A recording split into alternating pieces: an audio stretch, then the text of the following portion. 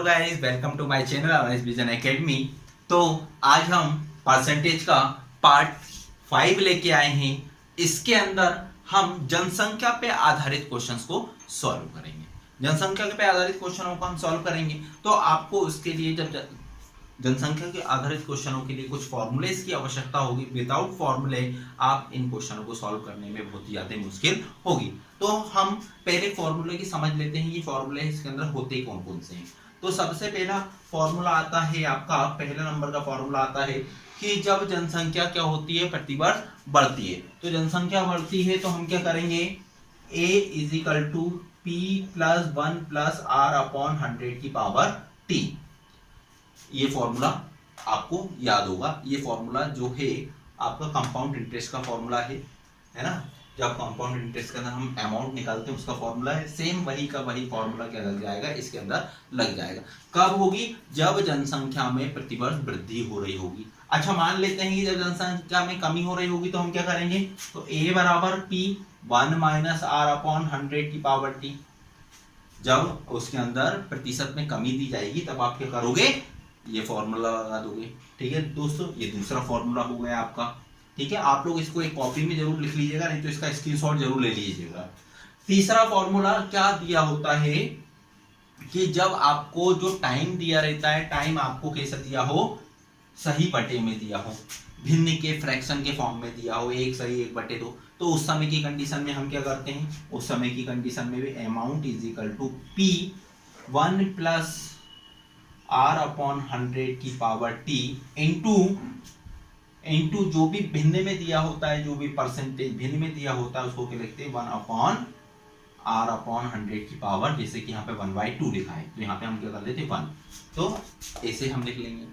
ठीक है दोस्तों, ये आपका तीसरा फॉर्मूला हो जाता है। तो अभी हम इन क्वेश्चन, इस फॉर्मूले के आधार पे हम क्वेश्चंस को सॉल्व करते हैं कि क्या क्या होंगे।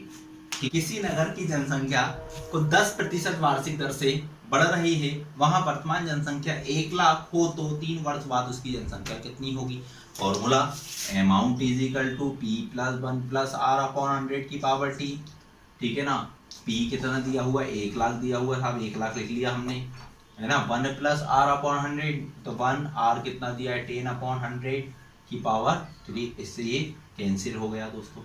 तो क्या हो गया, 1 लाख इंटू 10 एकम 10 और 1 11, 11/10 की पावर 3, यानी 11/10 इंटू 11/10 इंटू 11/10।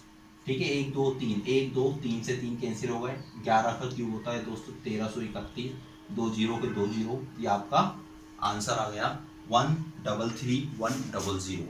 ठीक है दोस्तों, कितना आसान हो गया।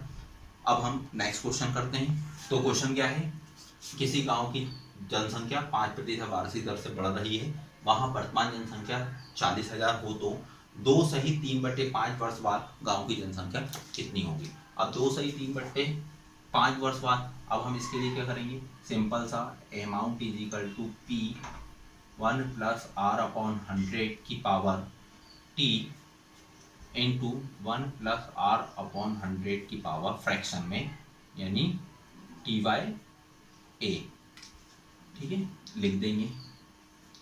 तो p कितना है, 40,000, 1 प्लस r अपॉन r कितना है, 5%। 5% को यदि हम काट देंगे 1/20 हो जाएगा। 1/20 यानी 21/20 के ऊपर पावर कितनी दी है, दे रहा है 2 इंटू 1 प्लस 5 यानी 1/20 की पावर 2/3/5।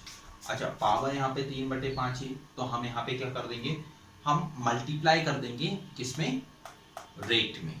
तो कैसे कर देंगे हम इसको देख लेते हैं। 40,000, इसको क्या लिख सकते हैं हम, 441 अपॉन 400। इसको क्या लिख सकते हैं हम, 1 प्लस 3/5 का मल्टीप्लाई हम कहाँ कर देंगे, अंदर कर देंगे, रेट में कर देंगे, क्योंकि 1 ईयर का रेट ना होके वो 3/5 ईयर का रेट हो जाएगा। तो 3/5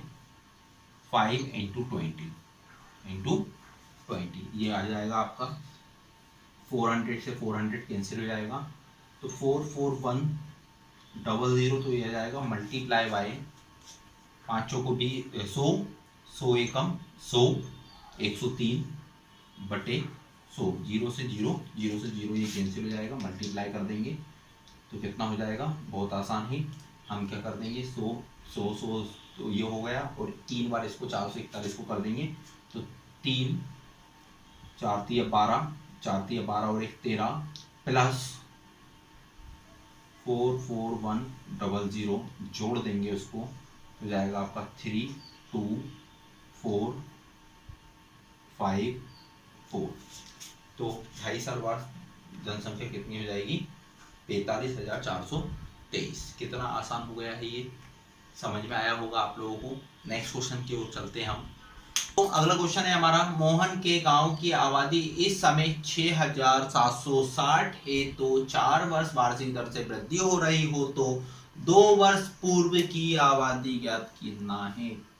यानी कि हमें जो वर्तमान की आबादी दे दी है, यानी हमारा जो फॉर्मूला है, फॉर्मूला क्या कहता है, amount is equal to P + 1 + R/100 यानी हमें ये दे दिया है कितना, 6,760 इज इक्वल टू P, जो हमें याद करना है 1 + R 4/100 तो ये कितना हो जाएगा दोस्तों, 25, 6760 P मल्टीप्लाई बाय 25 से कम 25 और 1 26 बटे 25 और 26 बटे 25 का स्क्वायर यानी कि 676/625।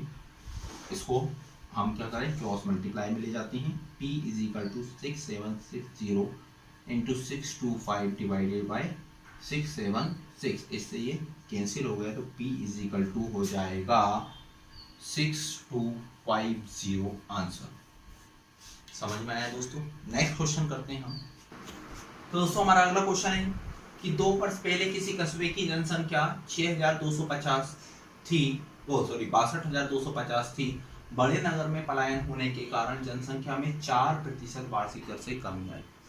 तो कस्बे की वर्तमान जनसंख्या ज्ञात कीजिए। अब क्या हुआ, कमी आई।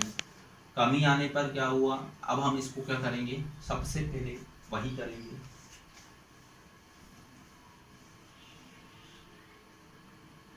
कि amount is equal to P + 1 - R/100 अब यहाँ पे माइनस क्यों लगाया, क्योंकि यहाँ पे क्या आ रही थी, 4% वार्षिक दर से कमी आ रही थी। तो amount is equal to 62500 into 1 - 4/100 2 वर्ष की बात है। 25 एकम 25 में से एक गया, 24 बचा। तो अमाउंट इज इक्वल टू 62500 इंटू 24 × 24 डिवाइडेड बाय 25 × 25। इससे ये कैंसिल हो गया। तो अमाउंट इज इक्वल टू इसका आता है 576 और 00। दोस्तों ये आपका आंसर आ गया कि 2 वर्ष बाद पलायन करने के बाद भी जनसंख्या कितनी हो गई, 57,600। ठीक है दोस्तों, नेक्स्ट क्वेश्चन करते हैं। तो दोस्तों इसमें हम नया प्रकार का क्वेश्चन लेके आए हुए हैं। ये क्वेश्चन भी पेपर में आया हुआ है। अब जब इस टाइप का क्वेश्चन आएगा तो हम पेपर में कैसे सॉल्व करेंगे, तो हम इसे सीखते हैं कि एक कस्बे की जनसंख्या पहले 5% घटी, दूसरे वर्ष 8% बढ़ी और तीसरे वर्ष फिर 10% घटी। इस प्रकार से यदि वह 5 लाख थी तो कस्बे की वर्तमान जनसंख्या ज्ञात कीजिए। तो क्या करें, तो वर्तमान जनसंख्या बराबर, अब देखिए, अब इसमें हमें कुछ नहीं करना, डायरेक्ट लिखना है। क्या लिखेंगे, 5 लाख इंटू पहले में 5% घटी तो 95/100, दूसरे में क्या हुआ 8% बढ़ी यानी 108/100, तीसरे में क्या हुआ 10% घटी यानी 90/100। ठीक है दोस्तों, आई चीज समझ में आपको, ये बहुत ही आसान थी। अब हम क्या करें, 1 2 1 2 1 2 1 2 1 1 इससे ये 0 कैंसिल। ठीक है दोस्तों, तो अब हम क्या करें, इसको मल्टीप्लाई करेंगे। मल्टीप्लाई करना मैंने आपको सिखा चुका हूं। इसका आंसर आ जाएगा 4,61,700। दोस्तों मैंने कैलकुलेट करके रखा हुआ था इसलिए मैंने और जल्दी, बाकी आप इसको कैलकुलेट करेंगे जो मेरी मल्टीप्लाई वाली ट्रिक है उसके भी हाथ पे करेंगे तो ये आपको बहुत ही ज़्यादा जल्दी हो जाएगा। ठीक है दोस्तों, तो आपको यदि किसी भी प्रकार का डाउट हो इस वीडियो के अंदर तो आप हमें कमेंट बॉक्स में जरूर लिख के भेजें। और यदि आपने अभी तक हमारे चैनल को सब्सक्राइब नहीं किया है तो हमारे चैनल को सब्सक्राइब करें, शेयर करें और बेल आइकन पे क्लिक करें, जिससे कि आपको आने वाले जो भी हम वीडियो अपलोड करेंगे उसकी पूरी की पूरी जानकारी आपको मिलती रहे। और आई होप कि ये जितने भी क्वेश्चन मैंने करवाए होंगे आपको बहुत अच्छे से समझ में आए होंगे। Thank you.